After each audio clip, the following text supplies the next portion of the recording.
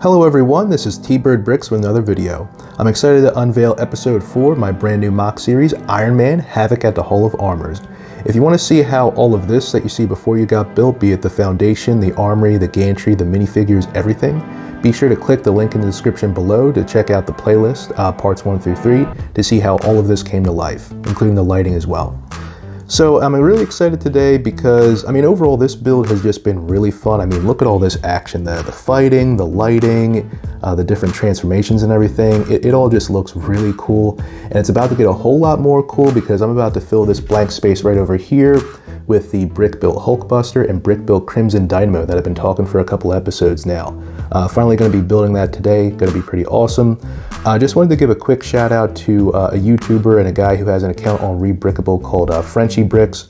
Really great builder who's into mechs and kaijus and things like that. And I got inspiration from him on building and designing my Hulkbuster armor. So just wanted to give him a quick shout out. There's a link in the description below to his YouTube channel as well. So with all that out of the way, let's stop talking and let's start building. Okay, so first off, we have the Hulkbuster I designed and put together here, and I think this looks pretty good. Basically, starting off with the body. First off, this is kind of a swivel joint here, so I used the basically the mech bodies from other sets as the body itself, and it basically opens up, so the center joint opens up here, and then the helmet can open up like that. I think you can actually put a minifigure in there. That's pretty nice. So there you go. I used this Hulkbuster head from one of the sets, can't remember which one, but I decided to use that for the body. For the arms and the legs, I'm using a lot of toe ball joints. So you can see it right there, here, there, basically to create the arms and legs.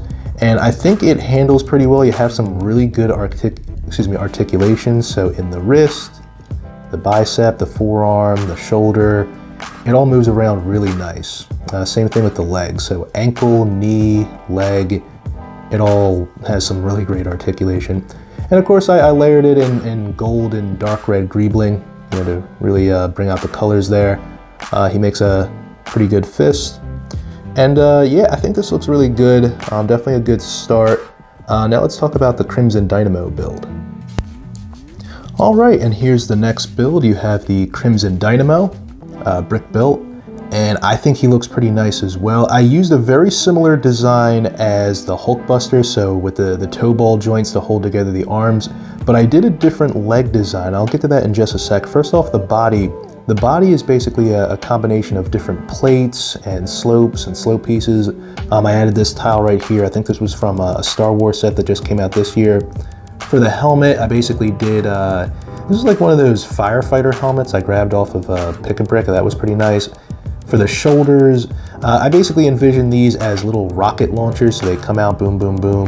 Because Crimson Dynamo always has like some pretty solid firepower when fighting Iron Man. He's kind of like a bigger, badder version, I guess. So here's the body here. You can close his fist as well. Really cool. And then for the legs, basically use a pin holder piece to create the connection from the torso to the waist right there. So this is actually just like the Iron Man Hulkbuster armor. This is a 360 connection right here. And what I used for the legs was, instead of ball joints, I used pneumatic pieces right here. So pneumatic T-ball joint right here, T-ball joint right there, and then a combination of modified plates from this one right here to an O-ring piece. So this can actually do full bend, full flex. Sorry, let me get the arm out of the way. So full outstretch right there, and then can do a full knee and leg articulation right there. So there you go. Yeah, I think this is a really cool build. I had a fun time designing it in studio and then ordering the pieces and putting everything together. This was really nice. Oh, and I gave them just kind of wings basically. Kind of add on to the jetpack launch effect, I guess. Alrighty, so now that both the Hulkbuster and Crimson Dynamo are complete, let's go ahead and put these guys on the board. So here they are on the board now. I have them placed, again, like I said, in the back of the armory there. Let's kind of move everything out. Actually, let's stay in for a minute. Yeah, look at that. So I'm basically using a trans clear piece. You can see it right there to hold the Hulkbuster in. And because of the Crimson Dynamo's back heels, I'm able to take that and put that in one of the other studs as well. And to avoid the remote control armor over here from getting overshadowed, I kind of moved him over with a trans clear piece. And all right, let's move out now. There's everything all together and how it all fits. Yeah, there's definitely a lot of action going on. You can't say this mock is boring, that's for sure. And I think it just looks great. I think I love the juxtaposition of everybody. I think it's just all a good spot. And yeah, that's just about it. Let me zoom out a little more. There we go. So next week is basically just going to be the finale, just kind of the walkthrough of all of this. And yeah, that'll just about do it. Let me know what you think in the comments section of the two mechs here, the Crimson Dynamo, the Hulkbuster.